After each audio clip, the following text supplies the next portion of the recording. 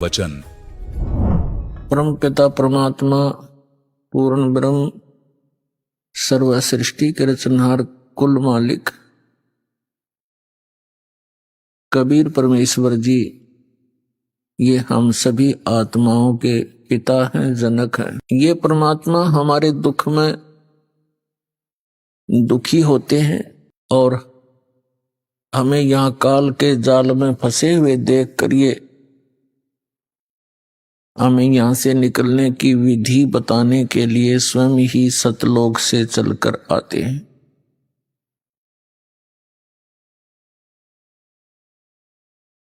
पुण्यात्माओं, सौभाग्य आपका।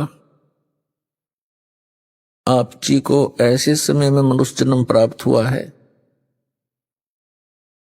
जो समय परमात्मा ने पूर्व निर्धारित किया हुआ था कि कलयुग के इस समय में परमात्मा अपना अध्यात्म ज्ञान पूरे विश्व में फैलाएगा और सभी प्राणी परमात्मा के इस ज्ञान को ग्रहण करके इस यथार्थ मोक्ष मंत्र को, सतनाम को ग्रहण करके सभी अपने सतलोक में चले जाएंगे। अपने आत्माओं, जैसे आप जी वर्तमान के अंदर शिक्षा को कितना महत्व दे रहे हैं, उस अक्षर ज्ञान का, उस शिक्षा का उद्देश्य क्या होता है कि बच्चा अच्छी शिक्षा ग्रहण करके उच्च पोस्ट प्राप्त करे, उसकी जैसी भी व्यवस्था हो अपनी जीविका अच्छी तरह वो चला सके, कोई नौकरी या कोई व्यवसाय करके। इसलिए शिक्षा को इतना महत्व वर्तमान में दिया जा रहा है, क्योंकि हम शिक्षा के महत्व से, शिक्षा की महिमा से, इसके गुणों से हम परिचित हो गए। इसलिए प्रत्येक व्यक्ति अपने पुत्र या पुत्री को कोशिश करता है कि अच्छी से अच्छी शिक्षा ग्रहण कराऊं और उसके लिए 10-15 वर्ष उसको बिल्कुल फ्री छोड़ देता है ताकि वो अपना भविष्य उज्जवल कर सके। और उसके लिए खूब पैसा भी पानी की तरह बहाता है और वो बच्चा नेक नीति से पढ़ता हुआ अपनी सभी कक्षाओं को उत्तीर्ण करता हुआ वो जिस उद्देश्य को लेकर पढ़ रहा था उसको प्राप्त कर लेता है। वो बच्चा जैसे भी ट्रेनिंग करता है, जैसे किसी ने अध्यापक की ट्रेनिंग की तो वो अध्यापक लग गया, किसी ने इंजीनियर की ट्रेनिंग की, इंजीनियर की पढ़ाई पढ़ी तो वो इंजीनियर लग गया, किसी ने डॉक्टर की पढ़ाई की तो डॉक्टर लग गया या अन्य कोई पोस्ट उसको प्राप्त हुई। तो पुण्यात्माओं, इसी प्रकार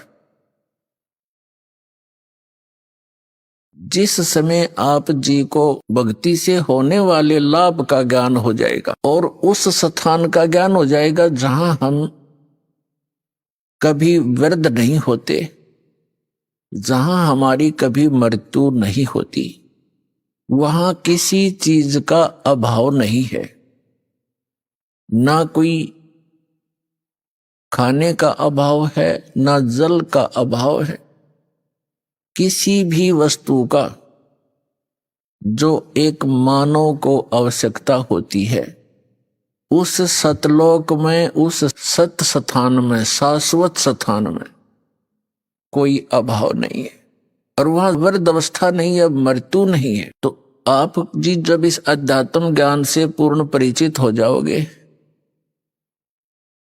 फिर आपके मन की स्थिति एक बहुत ही अजीबो गरीब बन जाएगी, और जो एक मानव के लिए अति आवश्यक है। अब वर्तमान में हम क्या करते हैं, माया को ही एक टारगेट मानकर, माया को ही उद्देश्य मानकर हम अपना सारा जीवन उसी पर न्यौछावर कर देते हैं, और जो सारा जीवन में हम संग्रह करते हैं वो यहीं रह जाता है। हमारी उसके जोड़ते जोड़ते ही, संग्रह करते करते ही मृत्यु हो जाती है। तो फिर हमारे साथ क्या जाता है, हमारे साथ जाते हैं वो पाप जो सारा जीवन इस भौतिक सुख की प्राप्ति के लिए हमने प्रयत्न किया। उस प्रयत्न में जो हमारे पाप हुए वो हमारे साथ चले जाते। जो मनुष्य जीवन से हमने करना चाहिए था, मनुष्य जीवन किस लिए इस प्राणी को प्राप्त होता है, ये ज्ञान हमें बचपन से नहीं दिया जाता। हमारे को बचपन से अपने समाज से सिर्फ इतना ही ज्ञान प्राप्त होता है कि बड़ा हो जाएगा, विवाह कर दिया जाएगा, संतान हो जाएगी, संतान की परवरिश कीजिए, और फिर बस फिर मर जाइए। सारा जीवन उन्हीं की परवरिश में, अपने पेट पोषण में ही अपना जीवन व्यर्थ कर जाते हैं। जब हम सत्संग में आते हैं, सत्संग के अंदर परमात्मा का दिया हुआ ज्ञान बताया जाता है, और वो ज्ञान होता है। अन्य ज्ञान जो होता है वो एक परंपरा होती है और कुछ मजबूरी होती है। परंपरा कौन सी होती है, मजबूरी कौन सी होती है? मजबूरी तो हमारी ये है कि हमें शरीर ऐसा मिला है, इसमें दोनों टाइम, दो वक्त, यदि हम इसमें कुछ डाल देंगे आहार तो ये काम करेगा, नहीं तो 1 हफ्ते के अंदर ये समाप्त हो जाता है, ज्यादा से ज्यादा 10 दिन पकड़ेगा।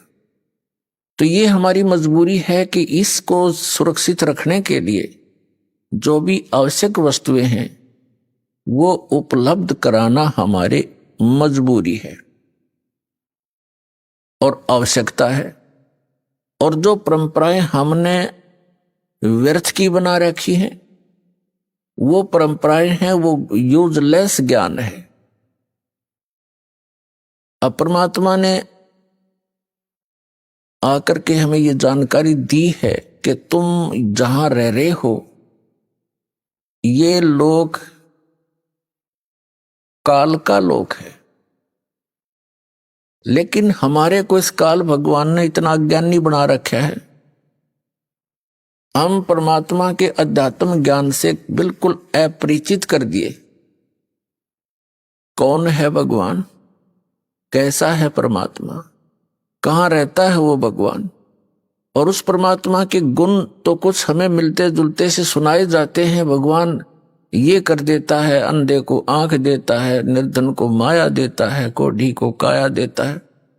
परमात्मा के गुण तो बहुत कुछ मिलते जुलते बता दिए, लेकिन परमात्मा कौन है, कैसा है, कहाँ रहता है, और जो परमात्मा इतना सुखदायी है उससे वो लाभ प्राप्त कैसे होता है, ये ज्ञान विपरीत दे रखा है हमारे को। तो इस अध्यात्म ज्ञान को ठीक से बताने के लिए स्वयं परमात्मा आते, ये विधान है उस भगवान का। तो प्रसंग तो चला है पुण्यात्माओं के, आप जी जिसमें अध्यात्म ज्ञान से पूर्ण रूप से परिचित हो जाओगे और सभी कर्मों से परिचित हो जाओगे,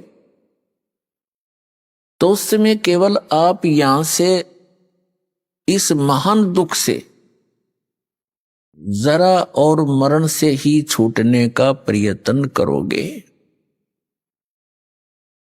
जरा बिन वृद्ध अवस्था का कष्ट,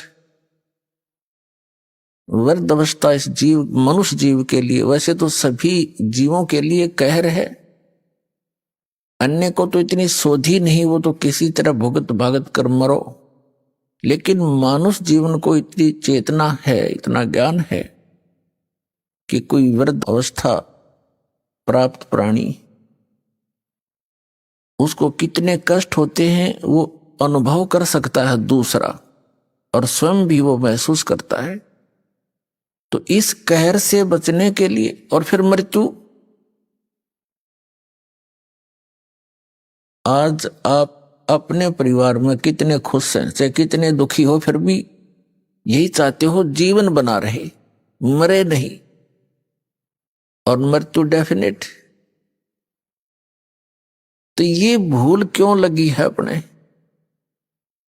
हमें पता कि कोई रह नहीं और कभी भी मर सकते हैं, और फिर भी हम इतना जोर नहीं देते इस बात के ऊपर। ऐसी दशा किसकी होती है? जिसने कुछ नशा कर रखा हो, उसको डर सा नहीं लगता, एक बार थोड़ी सी देर हिचकता है, फिर वो उसी स्पीड से वही क्रियाएं करता है। तो इस काल भगवान ने अपने को इस झूठे सुख की या त्रिगुणमयी माया रूपी भांग प्या रखी है, और इस भांग के नशे में हम देखते भी हैं, और मैं पता भी है कि मृत्यु होगी, पर डर कती नहीं हो। मृत्यु के जब लक्षण घटते हैं अपने ऊपर, उस समय घिघी बनती है, अको हो ये फलाना रोग हो गया, हो अब तो मृत्यु होगी। तो उस समय महसूस होता है कि हाँ शायद अब बात बिगड़ेगी। तो ये बात हमें वैसे भी याद रहनी चाहिए अगर नशा उतर गया था। तो इस भांग के नशे को उतारने के लिए ये एंटीबायोटिक, ये सत्संग सुनाए जाते जो यह भांग के नशे को उतार सके।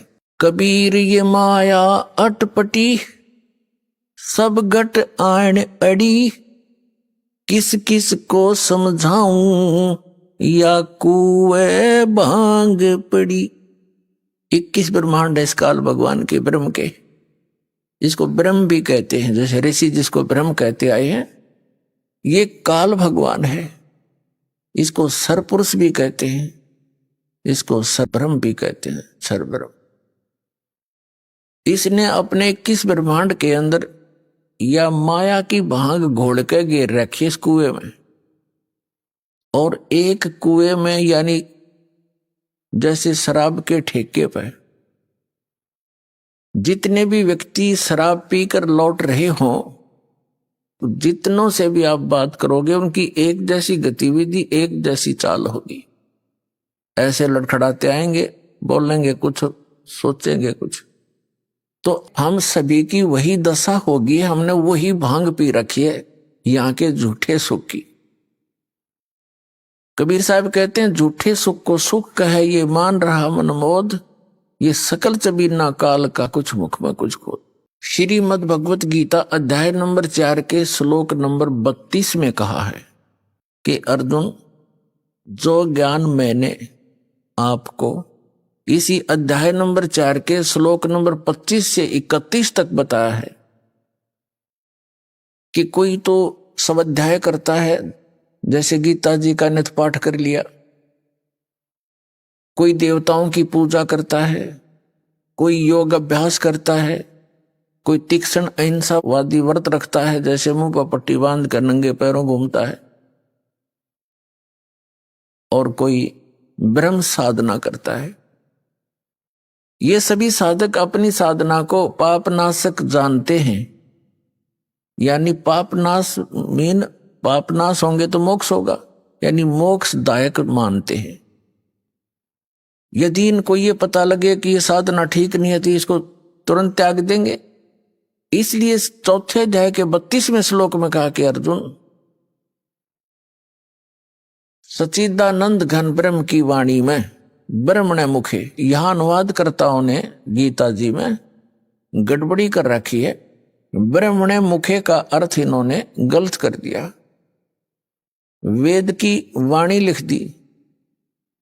नहीं, श्रीमद् भगवत गीता अध्याय नंबर 17 के श्लोक नंबर 23 में यही अनुवाद करता ब्रह्मण का अर्थ करते हैं सच्चिदानंद घन ब्रह्म, यानी परम अक्षर ब्रह्म।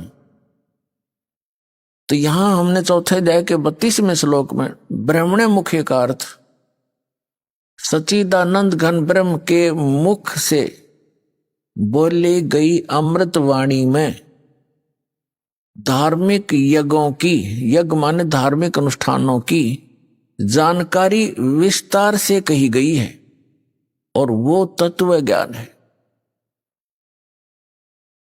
जो परमात्मा ने अपने मुख कमल से बोला है। वाणी, वो वाणी वो तत्व ज्ञान है, उसमें यथार्थ ज्ञान है। चौथे अध्याय के 34वें श्लोक में कहा कि उस तत्व ज्ञान को जो सच्चिदानंद घन ब्रह्म ने अपने मुख कमल से बोला है, यहां अवतरित होकर यहां आकर के, उस ज्ञान को तू तत्वदर्शी संतों के पास जाकर समझ, उनको दंडवत प्रणाम करने से, विनम्र भाव से, कपट छोड़ के नम्रता पूर्वक, सरलता पूर्वक प्रसन्न करने से वे तत्वदर्शी संत तुझे तत्व ज्ञान का उपदेश करेंगे। ये सलाह दे दी गीता ज्ञानदाता ने अर्जुन को। इससे सिद्ध है कि गीता ज्ञानदाता संपूर्ण अध्यात्म ज्ञान से परिचित नहीं है। ऑप्शन छोड़ दिया कि वो तत्व ज्ञान तो तत्वदर्शी संत बताएंगे, और वो परमात्मा के द्वारा स्वयं आकर बोली हुई वाणी में लिपिबद्ध होता है। अपने आत्मा गीता अध्याय नंबर 7 के 12 से लेकर 15 में एक निर्णायक ज्ञान दिया है। गीता ज्ञानदाता कहता है कि तीनों गुणों के द्वारा जो कुछ भी हो रहा है, रजगुण ब्रह्मा से उत्पत्ति, सतगुण विष्णु से स्थिति और तमगुण शिवजी से संहार जो हो रहा है, इसका निमित्त कारण मैं हूं, काल कहता है। लेकिन मैं इनमें नहीं हूं और ये मुझ में नहीं है, यानी वो इनसे भिन्न है, तीनों से, इनका पिता है। और ये निमित्त क्यों है? क्योंकि इसको श्राप लगा हुआ है 1 लाख मानव शरीरधारी प्राणियों का नित्य मारकर आहार करने का, सूक्ष्म शरीर से गंध निकाल कर खाने का, इसको श्राप लगा हुआ। तो इसलिए इसने तीनों अपने पुत्रों से ये व्यवस्था यहां की बनवा रखी है।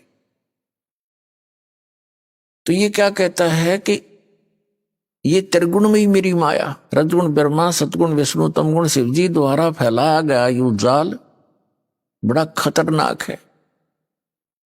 और जो व्यक्ति मेरी भक्ति करते हैं यानी ब्रह्म साधना करते हैं, ये इन रजगुण ब्रह्मा, सतगुण विष्णु, तमगुण शिवजी से ऊपर के लाभ को प्राप्त करते हैं। अब 7वें अध्याय के 15वें श्लोक में गीता ज्ञानदाता कहता है कि जिनकी बुद्धि त्रिगुणमयी माया के द्वारा हरी जा चुकी है, यानी जो श्री ब्रह्मा, श्री विष्णु, श्री शिवजी की भक्ति से आगे सोचते ही नहीं, इन्हीं से प्राप्त अक्षीणिक ज्ञान लाभ को प्राप्त करके प्रसन्न रहते हैं, वे राक्षस स्वभाव को धारण किए हुए मनुष्यों में नीच दूषित कर्म करने वाले मूर्ख मेरी भक्ति भी नहीं करते, मुझे नहीं बचते, यानी ब्रह्म साधना नहीं करते, वो नीचे के अन्य देवताओं की पूजा करते हैं। अब 7वें अध्याय के 16 से लेकर 18 तक मंत्र में गीता ज्ञानदाता अपनी साधना के विषय में कहता है। ये ब्रह्म है, श्री कृष्ण के अंदर बोल रहा है। श्री कृष्ण का तो केवल माउथ यूज कर रहा है स्पीकर की तरह। ये कह रहा है कि मेरी साधना भी 4 प्रकार के करते हैं। अर्थार्थी अर्थ माने संकट निवारण के लिए, अर्थार्थी जो धन लाभ के लिए, और जिज्ञासु तथा ज्ञानी, ये 4 प्रकार के करते हैं। इनमें से तीनों को स्वयं रिजेक्ट करता है आर्थ, अर्थार्थी और जिज्ञासु को। कहते हैं जैसे आर्थ क्या है, कोई संकट आ गया शरीर पे या घर पे, उसके निवारण के लिए वो वेद मंत्रों का ही सहारा लेते हैं, अन्य कोई अनुष्ठान किसी अन्य धार्मिक पुस्तक से नहीं करते, वो ब्रह्म उपासक कहलाते। ऐसे धन लाभ के लिए, धार्मिक अनुष्ठान के लिए वो वेद मंत्रों का ही सहयोग लेते हैं। और किसी पुस्तक का वो सहारा नहीं लेते, वो ब्रह्म उपासक है। और जिज्ञासु होता जो घर से निकला परमात्मा पाने के लिए, जैसे उनको संत गुरु मिले, उनसे ग्रहण ज्ञान को स्वयं वक्ता बन गया उसको ग्रहण करके, तो वक्ता बन जाना भी इस जीव का अपना जीवन हानि है। तो इन तीनों को रिजेक्ट कर दिया। चौथा बताया है ज्ञानी। ज्ञानी का वो अर्थ है जिसको ये पता लग गया कि मनुष्य जीवन केवल मोक्ष के लिए ही प्राप्त हुआ है, अन्यथा ये अन्य प्राणियों के जीवन हम देख ही रहे हैं कितने कष्ट में है। परमात्मा ने मनुष्य जीवन दिया है, इसमें कितनी सद्बुद्धि दी है। समय पर खाना खा सकते हैं हम, अपनी शरीर की रक्षा के लिए अपने वस्त्र पहन सकते हैं, प्राकृतिक आपदाओं से बचने के लिए गर्मी सर्दी से हम झोंपड़ी डाल सकते हैं, मकान बना सकते हैं। लेकिन इन सब की ये इतनी बुद्धि देने का उद्देश्य क्या था मालिक का, कि तुम भगवान भी बन सकते हो, अपना कल्याण भी करा सकते हो। अन्यथा एक योनि और बना देता जहां 84 लाख बना रखी। तो पुण्यात्मा गहनता से सोचो इन बातों को। ये बातें कहन सुन की नहीं, ये कर पाड़ने की है। अब चौथा जो ज्ञानी है उसके विषय में कहता है ज्ञानी मुझे अच्छा लगता है। और ज्ञानी को मैं अच्छा लगता हूं क्योंकि ज्ञानी व्यक्ति, बुद्धिमान व्यक्ति को पता लग गया कि मनुष्य जीवन बार बार नहीं मिलेगा, और इससे हमने अपना आत्म कल्याण करवाना है। आत्म कल्याण का अर्थ क्या है? यानी आत्मा का सदा के लिए, आत्मा को सदा के लिए सुख हो जा। अब सदा से के लिए सुख होगा जब इसकी जन्म और मृत्यु का यो दीर्घ रोग मिटे, जरा और मरण का यो कष्ट मिटे। और ये कहां मिटे? ये समाप्त होगा सतलोक में, जहां वृद्ध अवस्था नहीं होती, सदा युवा शरीर रहता है और मृत्यु नहीं होती। और ऐसा ही संसार है जैसा यहां पर है, वहां आपका परिवार होगा। जैसे यहां जुड़ते जुड़ते जुड़ गया पूरा परिवार, और ये आपका है नहीं, कब कल मृत्यु हो जाए आपकी, आपका कहां है ये तो भूल भुलैया कर रखी इस काल भगवान ने आपको यहां बांधे रखने के लिए। इन एक दूसरे में ममता मोह फंसा दिया, और इसी झूठे सुख में हमें फंसाकर अपना उल्लू सीधा कर रहा है। अब जो प्रसंग चल रहा है कि अब मनुष्य जीवन की प्राप्ति केवल आत्म कल्याण के लिए हमें हुई है। वो आत्म कल्याण होगा जब जन्म मृत्यु जरा मरण कति खत्म हो जाएगा, वो होगा सतलोक के अंदर। अपने आत्माओं, गीता जी अध्याय नंबर 7 के श्लोक नंबर 18 में कहा है गीता ज्ञानदाता ने कि ये ज्ञानी आत्मा है तो उदार, उदार माने अच्छी है, नेक आत्मा है। लेकिन इनको तत्वदर्शी संत ना मिलने के कारण ये मेरे वाली अनुत्तम अर्थात यूजलेस इस घटिया गति में ही सचित रहे।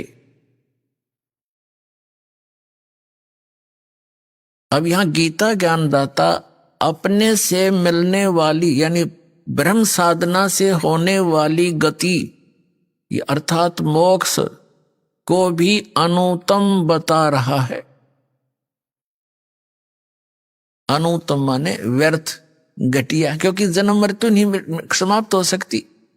जैसे गीता अध्याय नंबर 2 के श्लोक 12 में, गीता अध्याय नंबर 10 के श्लोक नंबर 2 में गीता ज्ञानदाता कहता, अर्जुन तेरे और मेरे बहुत जन्म हो चुके, तू नहीं जानता मैं जानता। यूं ना सोच कि हम आज ही हुए हैं, आगे भी होंगे और पहले भी हो चुके हैं। इससे सिद्ध हो गया कि गीता ज्ञानदाता यह ब्रह्म है,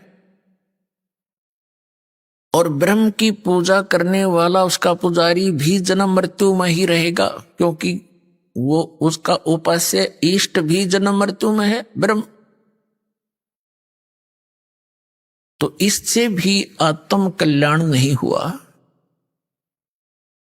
गीता अध्याय नंबर 8 के श्लोक नंबर 13 में गीता ज्ञानदाता कहता है कि ओम इति एकाक्षरम ब्रह्म विहारण माम अनुसमरण ये प्रयाति तजन देहम सयाति परमाम गति। मुझ ब्रह्म का केवल एक ओम मंत्र है, नथिंग एल्स। और जो उच्चारण करते हुए इसका सेवन करता हुआ शरीर छोड़कर जाता है, सयाति परमाम गति, वो ओम से अर्थात ओम है ब्रह्म का मंत्र, ब्रह्म की साधना, ब्रह्म की साधना करने वाले ओम से जो गति होएगी वह गीता ज्ञानदाता वाली गति है। ओम से जो गति होएगी वो क्या होएगी?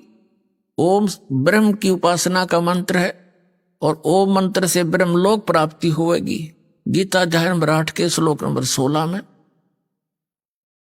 कहा कि ब्रह्मलोक पर्यंत भी सभी लोग पुनरावृत्ति में है, अर्थात वहां गए हुए साधक भी फिर लौटकर जन्म मृत्यु में आते, क्योंकि ये खुद कहता है मेरे भी जन्म मृत्यु होती है और अर्जुन तेरी भी रहेगी।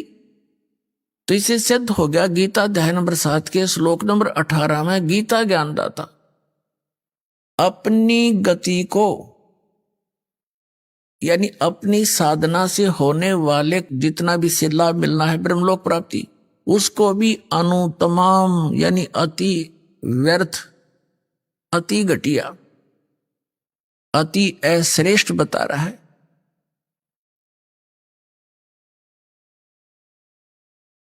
और गीता अध्याय नंबर 7 के श्लोक नंबर 19 में कहा है कि बहुनाम जन्मानाम अन्ते ज्ञानवान माम प्रपद्यते वासुदेवम सर्वमिति समात्मा सुदुर्लभ है। क्या बताता गीता ज्ञानदाता कि बहुनाम जन्मानाम अन्ते ज्ञानवान माम प्रपद्यते, बहुत बहुत जन्मों के को व्यर्थ करके किसी एकाध अंत के जन्म में ये ज्ञानी आत्मा मेरी भक्ति करते हैं। माम प्रपद्यते मुश्किल से कहते हैं, बाकी अन्यथा और ही साधनाओं में लगे रहते हैं जो बिल्कुल व्यर्थ होती हैं। लेकिन बहुनाम जन्मानाम अन्ते ज्ञानवान माम प्रपद्यते और वासुदेव सर्वमिति समात्मा सुदुर्लभ है कि बहुत बहुत जन्मों के किसी अंत के जन्म में ज्ञानवान यानी ज्ञानी आत्मा माम प्रपद्यते मेरी भक्ति करते हैं। और जो ये बताने वाला महात्मा तो बहुत दुर्लभ है, बड़ी मुश्किल से मिलेगा तुझे। क्या कि वासुदेव सर्वमिति, कि वासुदेव ही सब कुछ है। अब यहां इन गीता अनुवादकर्ताओं ने अनरस कर डाले, इन्होंने श्री कृष्ण जी को वासुदेव सिद्ध कर दिया, जबकि वासुदेव तो श्री कृष्ण जी के फादर थे। और वासुदेव नाम इन्होंने कहां से रखा? वेदों से। वेदों में वासुदेव का अर्थ है वो परमात्मा जिसका सबके ऊपर कंट्रोल हो, ओवरऑल कंट्रोलर, यानी कुल का मालिक नॉन एज वासुदेव, उसको वासुदेव कहते। अब यहां गीता ज्ञानदाता कहता है कि वासुदेवम सर्वमिति समात्मा सुदुर्लभ है, ये बताने वाला कि वो वासुदेव ही सब कुछ है, उसी से तो पूर्ण मोक्ष होगा, उसी की भक्ति से जरा और मरण यानी वृद्धावस्था और बुढ़ापे के दुख मिटेंगे। उसके अतिरिक्त किसी को भी इष्ट रूप में पूजना नहीं चाहिए। और वो परमात्मा कौन है, कहां रहता है, कैसा है, उसके पाने की, वहां जाने की कौन सी विधि है, कौन सा मेथड है। तो ये जानकारी देने वाला महात्मा सुदुर्लभ है, बड़ी मुश्किल से मिलेगा। एक समय आदरणीय गरीबदास साहिब जी को वो पूर्ण परमात्मा परम अक्षर ब्रह्म मिले, जिसमें आदरणीय गरीबदास साहिब जी गांव छुड़ानी, जिला झज्जर, हरियाणा वाले 10 वर्ष के बालक थे। खेतों में अपने गौवें चरा रहे थे, अपने ही खेतों में। ये किसान घर में जन्म था। श्री आदरणीय गरीबदास साहिब जी गांव छुड़ानी, जिला झज्जर में एक जाट किसान परिवार के अंदर जन्मे थे। बहुत बड़े जमींदार थे ये, 1400 एकड़ जमीन थी इनकी। और अपने ही खेतों में अपने ही गौओं को चरा रहे थे। कुछ सहयोगी और भी पाली नौकर थे, कुछ दूसरे गांव के अन्य साथी पाली भी वहां गौएं चरा रहे थे। पूर्ण परमात्मा अपने विधान अनुसार वो कबीर परमेश्वर सतपुरुष परम अक्षर ब्रह्म सतलोक से चलकर आया, जो विधान है उस परमात्मा का। और यहां आता किस उद्देश्य से, वो तत्व ज्ञान बताता है।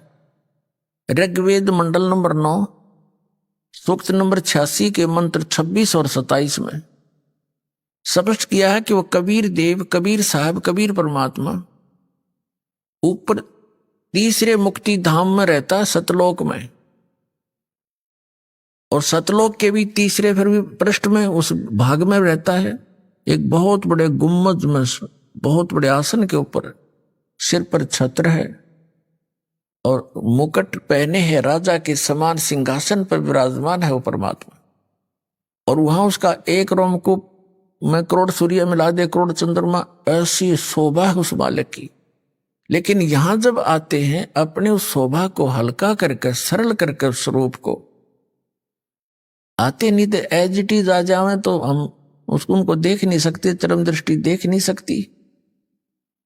तो अपने रूप को सरल करके यहां आते हैं और उन श्रेष्ठ आत्माओं को मिलते हैं जो दृढ़ भक्त होते हैं। उनको किस उद्देश्य से मिलते हैं?